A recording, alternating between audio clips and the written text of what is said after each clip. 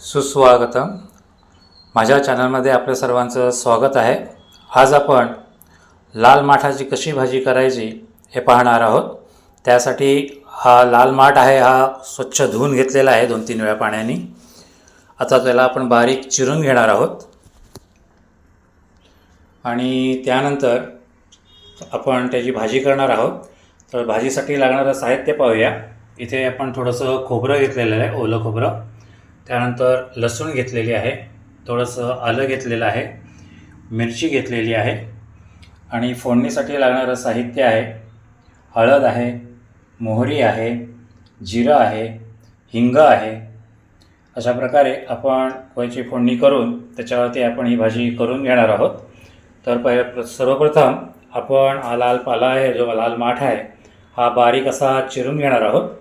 तर थोड्या वेळात तुम्हाला दाखवतो की पाला हा चिरून झाला की थोड्या वेळात मी तुम्हाला दाखवतो कसा बारीक चिरून झालेला आहे तो. तर पहा, आपण इथे हा लाल माठ आहे, हा अशा प्रकारे बारीक चिरून घेतलेला आहे. एकदम असा बारीक असा चिरलेला आहे. आता आपण याला फोडणी करणार आहोत आणि याला शिजायला घालणार आहोत. तर मी इथे कढई आहे, ही तापत ठेवलेली आहे. आता ह्याच्यामध्ये ही कढई जरा तापली की ह्याच्यामध्ये आपण फोडणी करूया आणि त्यानंतर ती भाजी आहे ती फोडणीला देऊया. 5-6 मिनटात मी तुम्हाला दाखवतो की आता याला फोडणी कशी देणार आहोत. तत्पूर्वी ही जी लसूण आहे, हे आलं आहे आणि याच्यातली एक मिरची ही आपण थोडीशी अशी बारीक करून घेणार आहोत, जेणेकरून भाजीला त्याची चव चांगली येईल. तर चला, तर मग आपण लसूण, मिरची आणि आलं हे थोडंसं बारीक करून घेऊया.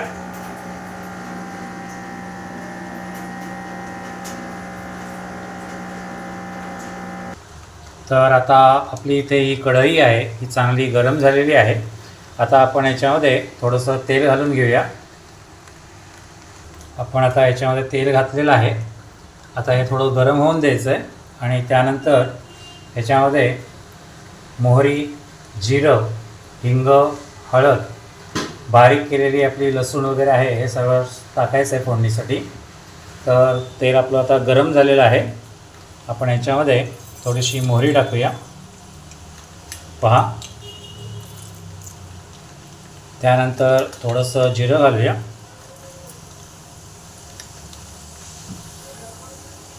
त्यानंतर आपण याच्यामध्ये जी बारीक लसूण वगैरे केलेली होती ती घालणार आहोत.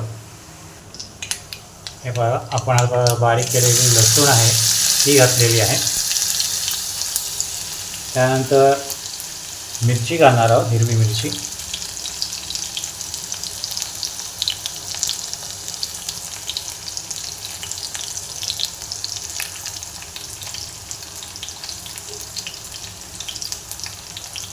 हे जरा थोडंसं असं फ्राय करून घ्यायचं आहे, जेणेकरून त्याची चव चांगली भाजीला लागेल.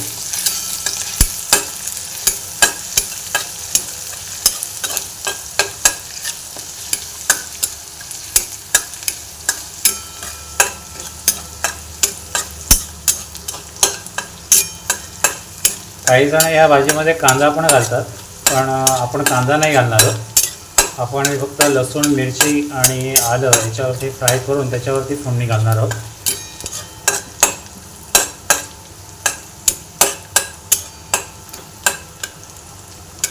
हे असे चांगल्या प्रकारे हे फ्राय झालेलं आहे. आता याच्यामध्ये थोडीशी हळद, थोडंसं हिंग असं घातलेलं आहे. आपण पुन्हा एकदा हे थोडंसं मिक्स करून घेऊया.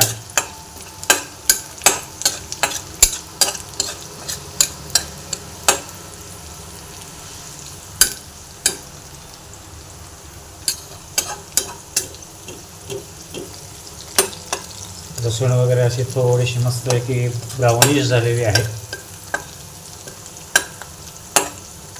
त्यामुळे याची एक प्रकारची टेस्ट आहे ती चांगली भाजीला येईल. आता याच्यामध्ये आपण जी बारीक चिरलेली माठाची भाजी आहे ती टाकणार आहोत.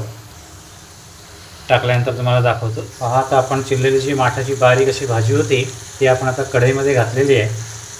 थोडंसं चवीनुसार मीठ घालून ते आपण व्यवस्थित फ्राय करून घेणार आहोत.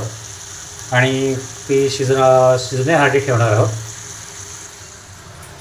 ही आपण व्यवस्थित अशी परतून घेतलेली आहे. आता याच्यावरती आपण झाकण ठेवणार आहोत एक वाफ येण्यासाठी. या भाजीला 1-2-3 वाफा काढल्या ही भाजी तयार होते. आता आपण याच्यावरती झाकण ठेवूया आणि एक वाफ काढून घेऊया. एक चांगल्या प्रकारची अशी वाफ या भाजीला आता आलेली आहे. आपण झाकण काढून पाहूया.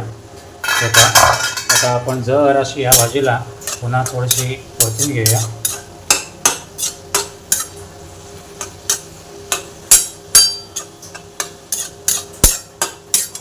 एकदा वाफ येण्यासाठी आपण याच्यावरती झाकण ठेवणार आहोत. पहा, आता इथे एक दुसरी वाफ आपली झालेली आहे. आता बरीचशी 50% भाजी आपली इथे तयार झालेली आहे. चांगली वाफ आलेली आहे, तिला शिजलेली आहे ही भाजी. 50% अशी भाजी ही तयार झालेली आहे. अजून एक वाफ काढली की ही भाजी आपली तयार होईल. आता आपण झाकण काढून पाहूया. पहा, आपली भाजी आहे ही चांगल्या प्रकारे तयार झालेली आहे. पूर्णपणे चांगली व्यवस्थित अशी शिजलेली आहे ही भाजी. आता याच्यावरती आपण खोबरं घालायचं, ओलं खोबरं.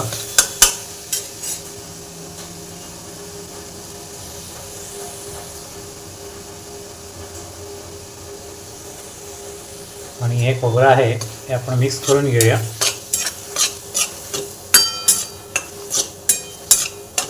आणि याला एक मिनटं 1-2 मिनटं अशी वाफ काढून घेऊया, जेणेकरून खोबऱ्याची चव त्याला व्यवस्थित अशी लागेल. आणि त्यानंतर दाखवतो आपली भाजी फायनल कशी झाली ती. आता आपण याच्यावरती झाकण ठेवून घेऊया, एक वाफ काढून घेऊया.